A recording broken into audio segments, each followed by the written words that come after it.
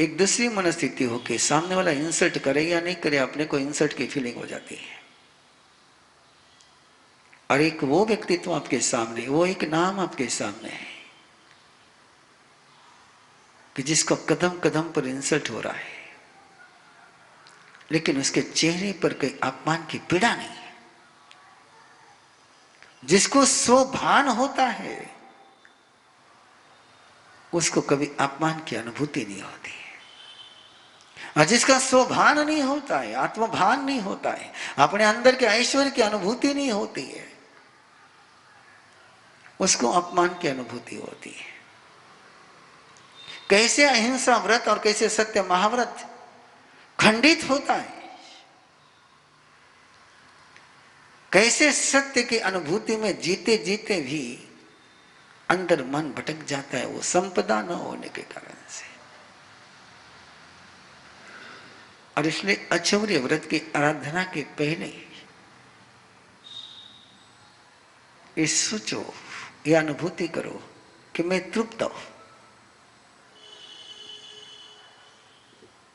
ये तृप्ति का एहसास, और तृप्ति के एहसास में जब यात्रा शुरू होगी तब वृद्धि हो जाएगी। आपने देखा होगा कई बार जहां अकाल गिरता है, जहां सूखा गिरता है, वहां के बच्चों के फोटो पेपर में आते हैं, और उन फोटो को आप देखेंगे तो आपको पता चलेगा कि उनका पेट बड़ा होता है और हाथ पांव बिल्कुल सूखे हुए होते हैं। अब भूखमरी के समय में पेट अंदर जाना चाहिए था, लेकिन पेट अंदर नहीं जाता, पेट फुला हुआ रहता है। ये कुपोषण का एक निशान है, ये कुपोषण का एक लक्षण है। क्यों? कि अंदर में अतृप्ति है, और अतृप्ति है तो जो भी आता है वो पेट में ही स्टोर होता है, वो बॉडी के पास जाता ही नहीं है, वो आगे डिस्ट्रीब्यूट करता ही नहीं, वो वितरण करता ही नहीं है। और जब वो डिस्ट्रीब्यूशन नहीं करता है तो पूरा स्ट्रक्चर रुग्ण होते चले जाता है। जैसे तन की स्थिति वैसी मन की स्थिति है। जिनको सूखे की अनुभूति होती है, जिनको अकाल की अनुभूति होती है, जिनको अभाव की अनुभूति होती है, उनका बाकी सारा ऐसा कुपोषित हो जाता है। यदि अंदर में तृप्ति का एहसास हो जाए, और तृप्ति के एहसास के साथ, समाधि के एहसास के साथ जीना आप शुरू करो, तो अहिंसा सत्य की अनुभूति का एक ऐश्वर्य प्राप्त होगा। मन में करुणा है, मन में सत्य के प्रति आस्था है, लेकिन अंदर के ऐश्वर्य की अनुभूति नहीं है, तो अहिंसा भी गरीब हो जाएगी, वो सत्य भी दिनहीन हो जाएगा। और जब अंदर में दीनता के एहसास अनुभूति होती है तो आदमी कहीं गिड़गिड़ाता है, कहीं पर रोब जमाता है, और यहीं पर वो फिर अपने छिपाते रहता है। इसका पहले पूरा अंदर का जो भाव विज्ञान है, मैं मनोविज्ञान शब्द का प्रयोग नहीं कर रहा हूं, और बिल्कुल होश पूर्वक कह रहा हूं कि इसमें मनोविज्ञान शब्द का प्रयोग नहीं, भाव विज्ञान है। ये भावों का विज्ञान है। ये अंदर के शरीर की तृप्ति का एहसास हो जाए,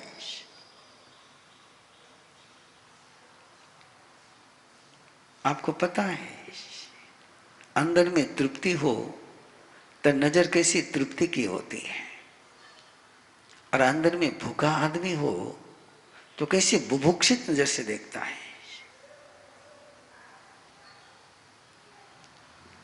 उसकी नजर ही भूखी होती है, उसकी नजर भूखी, इसका मतलब वो भूखा है अंदर में। प्लीज चेक करिए पहले, महाव्रत और अनुव्रत के दो वर्गीकरण में जाने के पहले मूल चेतना की वृत्ति का अपन को खोज करें कि मेरी चैतन्य की वृत्ति, मेरी अंदर की अनुभूति की वृत्ति किसकी है। मैं तृप्ति के साथ चलता हूं कि अतृप्ति के साथ चलता हूं। पूर्ति करनी है लेकिन तृप्ति के साथ करनी है। और ये तृप्ति का एहसास यदि हो जाए तो जीवन में से भिखारीपन निकल जाए।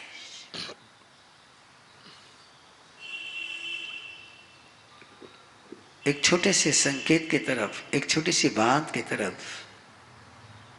आपका लक्ष्य आकर्षित करना चाहूंगा। 32 आगमों में कहीं पर भी प्राण स्वर नहीं है।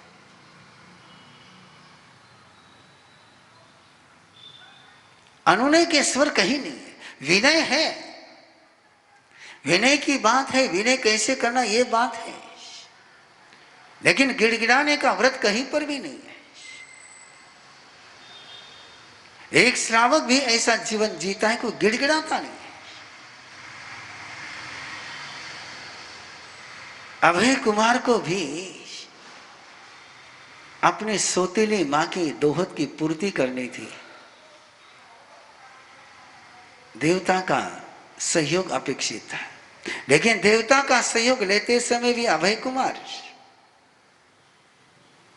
गिड़गिड़ाता नहीं है। यदि आगम का वो पन्ना आप मूल में से पढ़ो तो आपके ध्यान में आएगा कि अभय कुमार केवल मेडिटेशन करता है, मनसी करे माने, मनसी करे माने, अपना फोकस वहां करता है, इसलिए वो पौषध लेता है। षटखंड विजय की यात्रा के लिए जिस समय चक्रवर्ती चलते हैं तो हर विजय में तेले के साथ पौषध करते हैं और उस क्षेत्र के देवता का ध्यान करते, पूजा नहीं करते, कोई स्तोत्र पाठ नहीं करते, कोई मंत्र जाप नहीं करते, ओम ओम स्वाहा स्वाहा नहीं करते, मनसी करे माने। और वो मनसी करे माने, मनसी करे माने का परिणाम होता है कि मैसेज पास होता है, और वो मैसेज पास होने के बाद उस देवता का आसन हिलता है और वो देवता आता है नीचे, वो देवी नीचे आती है। मैं अगला वाक्य बड़े प्रेम से सुनना कि वो देवता आकर के निवेदन करता है, किम पीएम करे वो अभय कुमार से पूछते हैं, वो श्री कृष्ण वासुदेव से पूछते हैं, वो चक्रवर्ती से पूछते हैं कि तुम्हारा क्या प्रिय हम करें।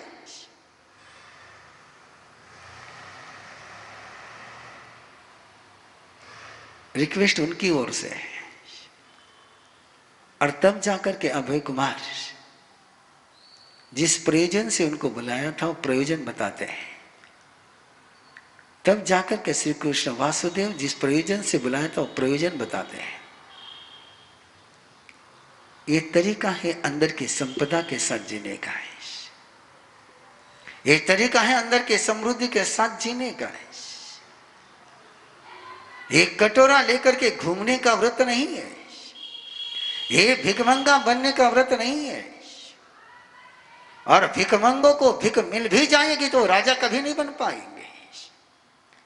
भिखमंगे के कटोरे में हमें से भीख ही मिल सकती है, और कितनी भीख मिल जाए तो भिखारी कभी सेठ नहीं बन सकता है। ये श्रेष्ठता नहीं आ पाती है।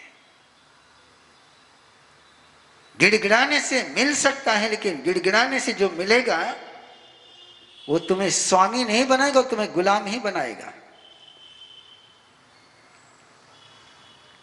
और इसलिए जैन धर्म का जो रास्ता है, परमात्मा प्रभु महावीर का जो मार्ग है, परमात्मा प्रभु महावीर ने जो साधना का जीवन के जीने का जो तरीका दिया है, जो तीर्थ बनने का तरीका दिया है, यू नो, तीर्थ में लोग समर्पण करते हैं। तीर्थ किसी के सामने हाथ नहीं फैलाता है, तीर्थ किसी के सामने गिड़गिड़ाता नहीं है। 2006 से जहां चतुर्मास होता है उस संघ के एक संकेत देते रहता हूं मैं कि धर्म सभा के डाय से डिमांड नहीं करूंगे, संघ ने भिखमंगा नहीं बनना चाहिए, संघ ने भिखारी नहीं बनना चाहिए। संघ यदि भगवान है, धर्म संघ यदि भगवान है, धर्म संघ यदि तीर्थ है, तो लोगों ने वहां समर्पण करना चाहिए। संघ को मांगने का मौका नहीं देना चाहिए। ये संघ आपका है और तब से नियम चल रहा है कि डिमांड नहीं होगी। और मजा देखिए, जब से डिमांड बंद हो गई तब से फ्लो बढ़ता चला गया।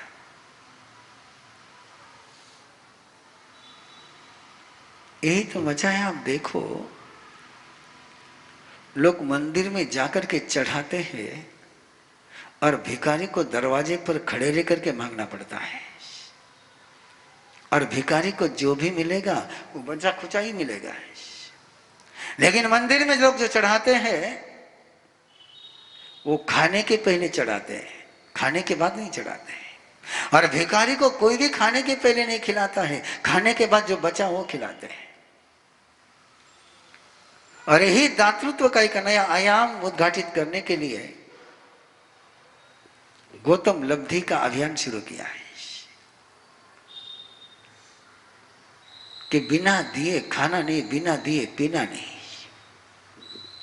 और बिना खाए पिए जब देते हो तो तुम मंदिर में चढ़ाते हो, वो नैवेद्य होता है।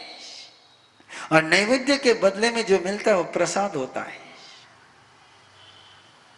मांगने के बाद जो तुम देते हो वो भीख होती है।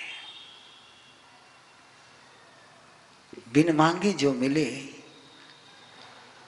वो अमृत के समान है। इसलिए बिन मांगे जहां मिलता है,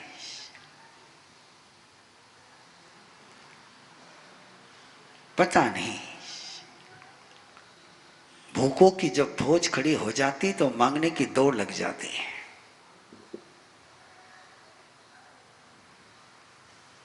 ये मांगने की दौड़ में दौड़ने वाले लोगों को देख करके तरस आती है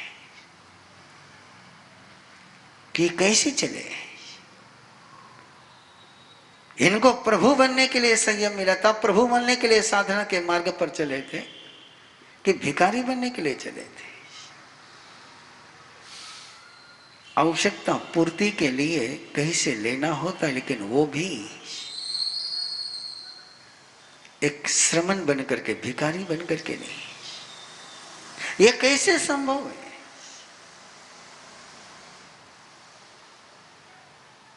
ये तभी संभव है कि अंदर के अपने ऐश्वर्य का, अपने समृद्धि का, अपने सामर्थ्य का, अपने वैभव का गहरा एहसास हो, तब तक ये संभव है। इसलिए पूर्ण हूं मैं।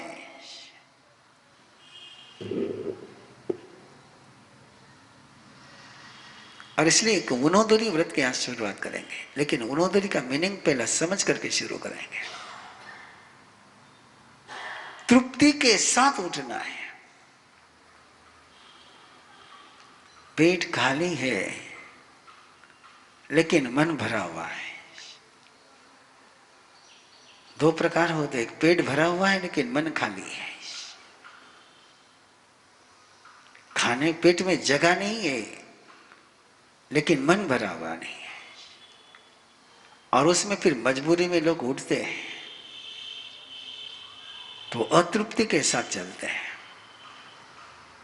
और अतृप्ति के साथ जो छोड़ते हैं वो नरक की यात्रा करते हैं, और जो सेटिस्फेक्शन के साथ छोड़ते हैं वो समाधि की यात्रा करते हैं। तो छोड़ना महत्वपूर्ण नहीं है, महत्वपूर्ण ये है कि फुलफिल होकर के छोड़ा है, कि अंदर में भूखे की अनुभूति के साथ छोड़ा है। पेट खाली हो लेकिन बुभुक्षा नहीं हो। एक कसौटी उनोदरी तब की। और सच में कहा जाए तो उपास से भी गहरी साधना किसी में होती तो उनोदरी में होती है। उपवास में तो क्या है, ताला बंद कर करके बैठ गए, खाना ही नहीं, एक बार पक्का हो गया मन में। लेकिन खाना शुरू किया है, और जब खाना शुरू करते तो डिमांड बढ़ती चली जाती है, ये भी चाहिए, वो भी चाहिए, वो भी चाहिए, वो भी चाहिए। अरे डिमांड कहीं न कहीं अपने को भिखारी बनाती है। इसलिए तो साधु को कहा गया है, वो लेता है, डिमांड नहीं करता है, डिमांड नहीं करता, लेता है, पक्का लेता है। साधु को रोटी भी लेनी होती, कपड़ा भी लेना होता, मकान की आज्ञा भी लेनी होती है। सवम से जाइए वही रथी किंची भी आ जाइए, सब याचित ही है, लेकिन भिखारी का याचित नहीं है। वो गवेषणा करता है, वो खोज करता है, लेकिन गिड़गिड़ाता नहीं है। एक छोटा सा प्रयोग आज करें आप लोग, फिर इसकी बाद में हम आगे बढ़ते जाएंगे। बस एक छोटा सा संकेत और कर देता हूं कि प्रश्न व्याकरण सूत्र में 5 महाव्रत के बीच में मध्य में है आचौर्य व्रत, सवाओ आदिना दानाओ वीरमनम, ये मध्य में है। श्रावक के 5 अनुव्रत में भी ये सेंटर में है। एक तरफ अहिंसा और सत्य है, एक तरफ ब्रह्मचर्य और अपरिग्रह है, और बीच में आचौर्य व्रत है। और प्रश्न व्याकरण में तो इतनी लंबी, इतनी गहरी बात कही गई कि जिसने इस व्रत की आराधना कर ली, जिसने आचौर्य व्रत की आराधना कर ली, वही बाकी व्रतों की आराधना के लिए समर्थ होता है। ये नहीं कहा कि जो अहिंसा व्रत की आराधना कर लेगा।